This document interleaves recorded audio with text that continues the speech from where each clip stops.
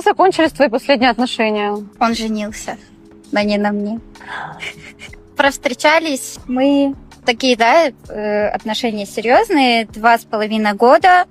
Вот, разошлись, и через очень короткое время он женился на другой, да. Вот так. Но я очень за него рада и желаю вообще счастья, Это после здоровья. того, как вы расстались, или он уже с кем-то общался пока? Мы этого не узнаем. Не, ну а что, бывает и такое, да, возможно, он общался с кем-то параллельно. Возможно, вот он 2 года, по ее мнению, они встречались нормально, а он изначально не хотел ее брать в жены. Он просто с ней встречался, чтобы, ну, может быть, там тыкаться, да, условно говоря. Потому что, ну, как будто бы такое ощущение складывается.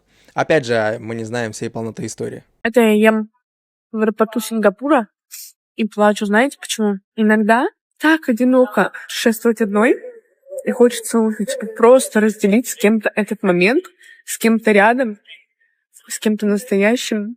И если вы думаете, как круто, она свободная, путешествует, а иногда так накрывает, ты уже думаешь, да зачем мне все это надо?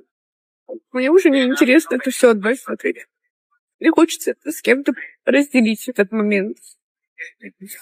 Так что цените всех, кто у вас есть. Ну да, очередное подтверждение того, что люди социальные существа. Что вроде бы ты такой там мега, может быть, успешный и такой весь один и путешествуешь, но все равно иногда вот так вот, возможно, будет хотеться кого-то рядом, адекватного, нормального, ну, под себя, да, какого ты бы там хотел, да, там, ну, что есть, то есть. Ну, не для всех так, кто-то действительно живет практически большую часть жизни один, и ему как будто бы норм. Ну, просто люди изначально, да, такие существа социальные, мы изначально были такие всегда. 30 лет. Я красивая, умная, вообще персик, но одинокая. Дело не в том, что мужиков нормальных нет. Есть. Только не про мою честь. Мне просто с ними некомфортно. В 20 лет я могла там на что-то закрыть глаза, что-то потерпеть. Сейчас Нет. я не хочу давить свое раздражение на партнера. Дело даже не в нем. Я просто не готова жить по чьим-то чужим правилам. У меня охуенные. И также мужчины, они не готовы подстраиваться под меня почему-то. Не берем в расчет. Я еще пока в себе. Подумаю об этом в 40 лет. И вот встречаются 2 человека, которым настолько удобно с самими собими, что они не готовы терпеть неудобства от кого-то другого. 30 лет отношения уже другие, не искря буря безумия. Ты ищешь свой пазлик. Мне комфортно одной. Но отсутствие семьи – это плата за этот комфорт. Может, и правда нужно было выскакивать замуж в 20 лет, когда я была тупая и все хавала. Хотя бы ребенок был бы. А вы как считаете? Еще одна, которая самими собими, как она сказала. Да, смех и грех называется. В каком она месте персик, я не понял. Блин, вот опять вот я смотрю, я не вижу персика. Не, я понимаю, что надо быть уверенной в себе, не надо считать себя какой-то убогой, некрасивой. Ну, должны каждый человек, будь то мужчина, женщина, они должны быть, ну, как бы точно не принижать себя, да. Но просто так смотришь порой и думаешь, да блин, и не персик вовсе. Ну, окей. Ну, а так, дело не в том, что в 20... И что в 20 выскочишь, и ребенок был бы. Это изменило бы ситуацию. Ну, была бы ты одна вот такая сейчас, ну, только что с ребенком. И проблем было бы в 10 раз больше. Но, может быть, было бы тебе прикольнее. Типа я не одна. Хотя, я же говорю, проблем там выше крыши будет. Только классных парней, которые хотят отношений. И очень много девчонок, красивых, добрых, которые тоже хотят отношений. Но все их общение сводится к чату одного дня. Вот, ребят, что с нами случилось? Мы что, потеряли доверие к миру? Или нам нужно всех прям посмотреть? Или нам нужен идеал, по которому мы будем страдать 5 лет? В какой момент мы разучились просто хотеть быть друг с другом? Узнавать друг друга? Ну, не вызвал такси? Все, дебил. Не дала после первого свидания? Фу, пошла вон. Почему, когда я говорю, что я хочу погулять в парке, с меня ржут мужики? Когда я говорю, что я не люблю рестораны, с меня удивляются женщины. Да господи, вот эти все придуманные стандарты, против кого вообще мы воюем? Не, ну так-то это адекватно, по сути. Не люблю, говорит, рестораны, там, кафе, наверное, такое. Я тоже, например, такой, что я не люблю общественные места. Меня это напрягает, и я такой, да, где-то бы в парке погулял, где-то что-то. Ну, кроме если реально холодно, какой-то чай зайти попить я могу в какую-нибудь кафешку, но, опять же, без напряга, без шумного какого-то места. Не так, что там какая-то сильная суета, люди наваленные. Вообще прям напрягает меня такое.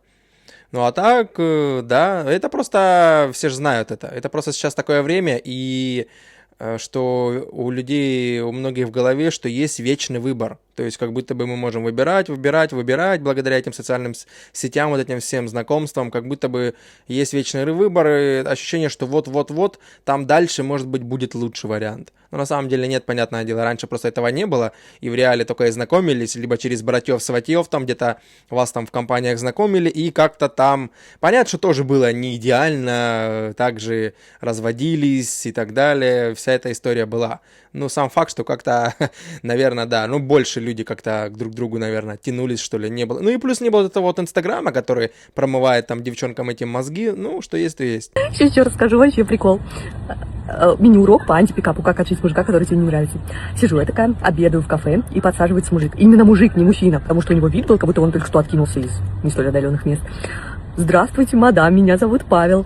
Говорю: «Здравствуйте, вы меня узнали?» Говорю: «Автограф?» Он говорит: «Нет, а кто вы?» Я говорю: «Ну как вы Инстаграм? Инстаграм не смотрите?» Говорю: «Вот этот же Рилс, привет, бродяги». И он такой: да, подыграть не решил. Да, свидание. И свалил, представляете? 2 секунды понадобилось. Я думаю, вот это я умею отшивать мужиков. Пришивать не умею, отшивать вообще запросто. Ну вот хотя бы в конце призналась, что она умеет только отшивать, но не пришивать. Что у нее нет понимания, как же привлечь нормального, достойного для себя мужчину, да? И быть самой достойной. И уметь давать не только свою Матильду, а вообще ее, в общем, да, работать над отношениями. Ну, короче, так и живем. Как-то произошло так, что я потеряла абсолютно вообще любой смысл общения с мужчинами. Я не хочу ходить на кофе, я не люблю кино, мне не нравятся пустые разговоры в ресторанах по 3 часа, я не хочу выслушивать их тяжелый день и пытаться понять, что же не так в его голове. Я просто хочу какой-то легкости и понимание, да, чтобы было вам вместе кайфово, чтобы вы просто словили какой-то общий вайб и на этом двигались. Но я также понимаю, что если я хочу каких-то вообще, в принципе, отношений, мне придется общаться с мужчинами, но я каждый раз, когда с кем-то знакомлюсь, я думаю, ну, может быть, это последний раз, когда я знакомлюсь, и с этим человеком мне больше не придется, да, доказывать что-то, объяснять, говорить как надо, как не надо. И в последнее время, в принципе, не соглашаюсь там на свидания, на какие-то встречи, на кофе, тем более. Мужчина, который вами действительно заинтересован, который хочет вообще с вами как-то повзаимодействовать, познакомиться, узнать вас поближе, он приложит какие-то усилия, он покажет вам, что ему можно доверять. Очень многие сейчас даже на первое свидание не приходят с цветами. Мы достойны всего самого лучшего, поэтому, девчонки, выбирайте достойных мужчин, выбирайте порядочных, тех, которые хотят для вас стараться, заботиться о вас и делать вас счастливым. Ох, да, сидит очередная королева на скрипучем стуле, настолько не хочет общаться с мужчинами, что аж букет лежит, да, сзади, причем нехилый. Ну, неизвестно, она сама его положила себе, купила для такого вот фона, да, либо ей кто-то очередной какой-то подарил, которого она очередной раз отшила, а человек потратил там кучу денег. С какого перепуга вы достойны самого лучшего? Еще хочет, наверное, сказать, что автоматически. Просто из-за того, что мы родились девочками, мы достойны самого лучшего. С какого перепуга? Ты тоже должна быть такая же достойная, что-то для этого делать, чтобы быть достойной. Ну, как и мужчина, что какие-то действия делает, чтобы показать свои, что он там серьезно, несерьезно. Короче, это работа всегда обоюдная, отношения, а не так, что в одни ворота. Я королева, я жду, ты там, все, давай, ублажай меня. Делай, как я хочу, как они говорят, на меньше не хочу соглашаться.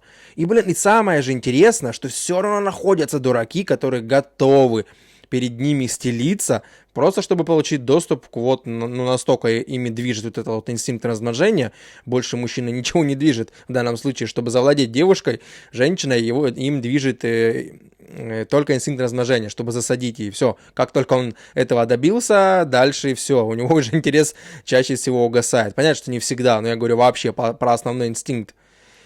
Да, конечно. Ну, короче, я же говорю, дураков навек припасено, а то и больше. Все равно к таким вот, которые там со своими требованиями неадекватными, все равно будут липнуть. Каких мужчин нужно выбирать по машине?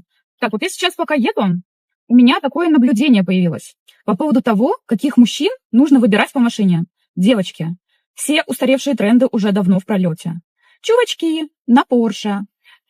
Уверяю вас, он любит свою Порше и больше никого. Он будет ее любить, целоваться с ней, дрюкать на нее в ночи, думать, как бы на ней прокатиться, как бы на ней поблистать, куда бы на ней съездить и показаться. Вот знаете, это как вот ваш новый наряд или крем, который вы только купили, и вы бежите скорее домой, чтобы поскорее намазаться этим кремом, либо ждете того дня, когда вы наденете эти новые туфли или это новое платье. Вот представьте, это ощущение только у этих чуваков, оно каждую ночь, каждый день. Мой Порше, я на нем поеду, да, есть у меня Порше, я так люблю Порше, Порше любит меня. И вот так вот его выхлопную трубу, пока никто не видит. Знаете, вот каких мужиков надо выбирать? На крузачках. Вот, знаете, вот это вайб баньки, рыбалочки, частного дома. Ничего не надо, просто покайфовать, почилить, пивку у костра. Ну, собственно, таких мужиков-то и надо выбирать для жизни. Да, конечно, большего бреда, как говорится, я еще не слышал. Вот она выдумала. Знаете, к какому я пришла выводу, запуская нищебродов в свою жизнь? Что человек, мужчина, нищеброд, он не просто так нищеброд. Ему не просто так Вселенная не дает денег. Это тот мужчина, который перед Вселенной не взял на себя ответственность за женщину, за детей, за материальные блага семьи. Он не принял такое решение, и поэтому по жизни от Вселенной он не получает возможностей людей, откуда он может брать деньги. Поэтому не ведитесь на эту историю, когда вас называют меркантильными сучками, и вы для того, чтобы доказать, что вы не такие, впускайте нищебродов в свою жизнь. Это состояние души человека. Не имеется в виду, что если человек там прогорел в бизнесе, у него какое-то время нет денег, это не про это сейчас. Это просто про внутреннюю суть мужчины, который не щедрый по сути своей. Поэтому он и нищеброд. Щедрым дают. Эх, да, она больше всех на нищебродку сама похожа. Вообще по ней не видно, что она какая-то сама там обеспеченная или что-то еще. А очередная просто такую чушь несет всякую. Да, конечно. Да, щедрым дают. Ага. Да, сейчас кому угодно дают. Это стоит недорого. Публичный дом пошел, тебе дали без проблем, без мозготрепки. Если денег есть побольше, еще более элитную какую-нибудь там. Не знаю, я ни разу не пользовался этими услугами, без понятия, но, насколько я слышал, да, подороже можно там какую-то там, не знаю, более кучерявую взять, там, выбрать. Ну, что такое, ну, короче, и мозготрепки меньше, нежели вот такую вот подобную, которая на камере, пытаться там чего-то добиться. Не, ну, я просто знаю, да, есть такие мужчины, их немало, которым именно сам азарт, это природный инстинкт какой-то, что именно сам факт добиться. То есть, да, это типа легко пойти в публичный дом, отдать деньги, тебе сделают, что хочешь. Ну, а это типа сам сок, вот именно добиться запретный плод, сладок, типа, как говорят. Но я как-то вот с рождения, мне как-то пофиг на это все. То есть, меня не тянет, например, какие-то преграды, чтобы добиться, наконец, там, руки, сердца, или как говорят. Не, вообще мне такое не привлекает. Сегодня я окончательно разочаровалась в мужчинах. Этой зимой, где-то в феврале, мне мужчина, когда я болела, он прислал мне 5000 рублей, чтобы помочь, потому что у меня была температура. И сегодня, вот спустя полгода, он мне пишет: привет, ты мне должна вернуть эти 5000 рублей, потому что я тоже заболел. Я говорю: ну, хорошо, но, может быть, 5 я не смогу, потому что у меня всего 6. Я ему скинула скрин, где у меня 6120 рублей, и внизу куча кредитов. И он, видя всю эту ситуацию, сказал: ну вот, 5000 же есть, присылай. И, понимаете, то есть не с просьбой, не с каким-то человеческим отношением, а именно с требованием, что я тебе тогда помог, и ты мне теперь должна.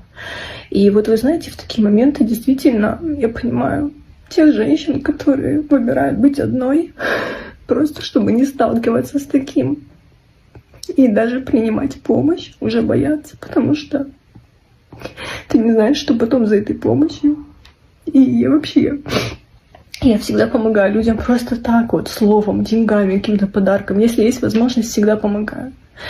Неужели мужчина, которому 40 лет, посчитал правильным потребовать последние деньги у девушки, которой когда-то помог? Я не знаю. У меня вопрос к мужчинам. Неужели это нормально? Неужели мы живем в такой стране, в таком мире, где это считается нормой? Я все равно отказываюсь в это верить. Хочу услышать ваше мнение, девушки, мужчины. Что вы об этом думаете? Ну, как говорится, тут слезами не поможешь, но они такие, как бы, да, форма жизни такая, им свойственно поплакать. Это нормально, выплеснуть эмоции туда-сюда. Нормальная история. Но лично, если взять ситуацию без приколов, то для меня было бы, конечно, ненормально. Как-то я себя чувствовал бы не очень, если бы я через время вот так вот написал бы, сказал бы: давай мне 5 возвращай, потому что я тебе когда-то помог. я сейчас сам заболел. Ну нет, понятно. Ну, я другой просто человек. Напишите в комментариях, как для кого такая ситуация. То есть, кто бы потребовал деньги действительно, а кто бы просто, если он реально понимает по-человечески, что у нее это последние деньги, да даже если это не последние. Просто для меня как-то это стрёмно. Ну, как-то не очень. Не знаю, как-то, может быть, я так, не то чтобы воспитан, но как-то вот такой вот, я не знаю, как-то по жизни. А для кого-то я знаю, что это норм, да. Ну, поэтому, ну, попался такой человек, ну, бывает, да. Ну, всякое бывает, и девушек, женщин же тоже полно мутных, каких только не бывает. И вот нам такой жизненный опыт. Попадается какашка на пути на нашем, ну, а что бывает. Очевидные минусы отношений с эмоционально устойчивыми мужчинами, о которых вам не скажут психологи. А знать это нужно обязательно, чтобы не вляпаться в такую историю. Первое. Он не пьет ту воду, которой ты мыла ноги. Для кого-то, возможно, это приемлемо, но, будем честны, это странно и это такой тревожный звоночек. Второй момент, он не ставит дома алтарь с твоим образом, именем и так далее. То есть у него отсутствует культ твоей личности в его жизни. Он не вымещает оттуда все, что у него существовало, и не замещает это только лишь тобой. И это, конечно, отвратительно. Не уверена, что это подойдет уважающей себя женщине. Следующий момент. При каждой ссоре он не манипулирует тем, что если ты от него уйдешь, то он выбросится в окно.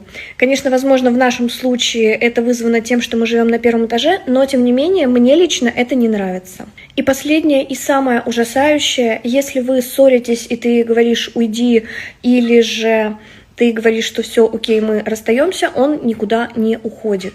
Драма не имеет никакого должного развития. Поэтому, девочки, имейте это в виду и 10 раз подумайте, прежде чем вступать в отношения с адекватными мужчинами. Ну ладно, прикол засчитан, как говорится. Надеюсь, она не на серьезных щах такую фигню снесла. Я как-то гуляла с парнем, и он мне сказал такую вещь. Комплимент. Говорит мне, знаешь, ты не такая. Ты не такая, как все. Тебе не нужны квартиры, машины, Мальдивы, бриллианты. Тебе это все не нужно. Ты другая. Я на него смотрю, думаю, какая другая? Тупая?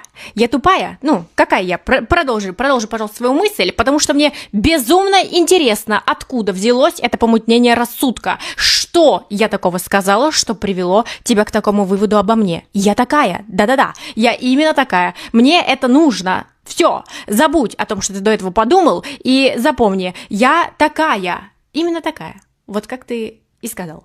Мне нужны квартиры, машины, бриллианты, Мальдивы. Ага, очередная, еще одна. Ну и мне нужны квартиры, машины и Мальдивы, почему бы и нет? Сдавал бы в аренду квартиры бы, побольше мне давайте. Машины тоже бы сдавал бы в аренду, можно там куда-нибудь под бизнесы какие-нибудь сдавать. Ну а Мальдивы это уже такое себе, да. Я вот туфли купила, красные.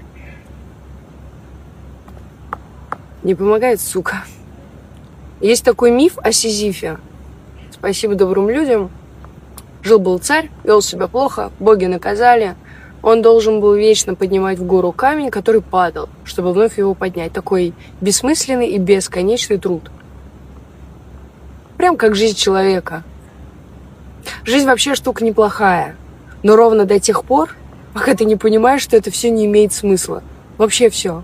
Карьера, семья, твои дети, деньги, власть, вообще все. И потом там в 20 веке был Камю, Сартр. Один говорил, что несмотря на то, что жизнь бессмысленна, я выбираю жить.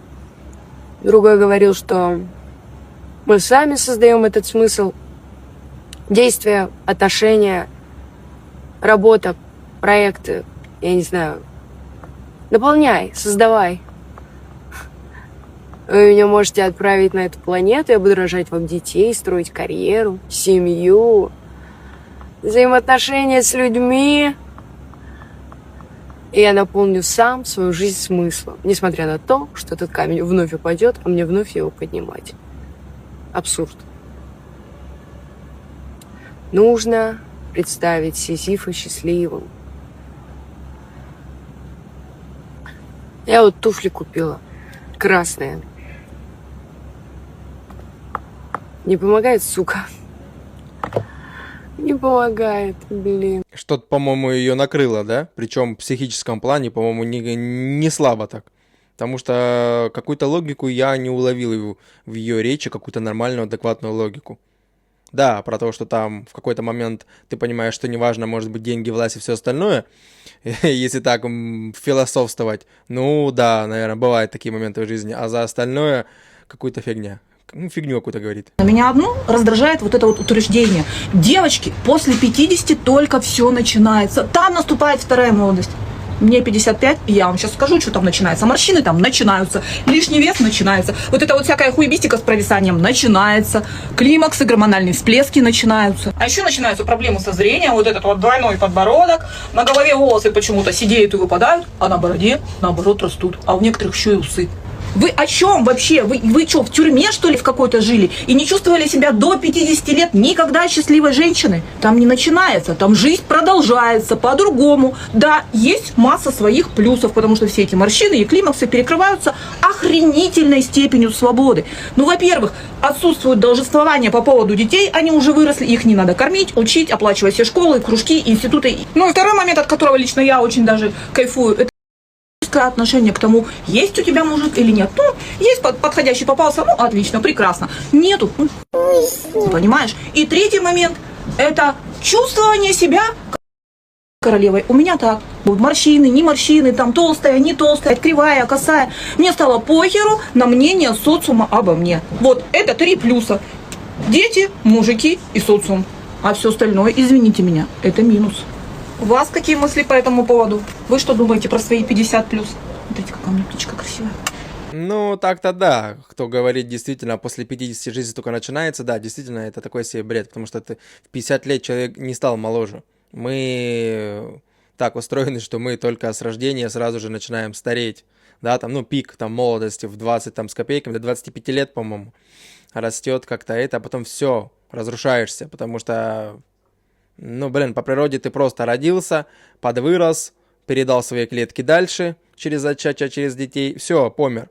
Ну, по природе так, это мы уже себе придумали там все вот эти города, чем нам заниматься, работы, все эти заводы, это мы уже все это придумали, какие-то телодвижения, к которым нам якобы надо стремиться.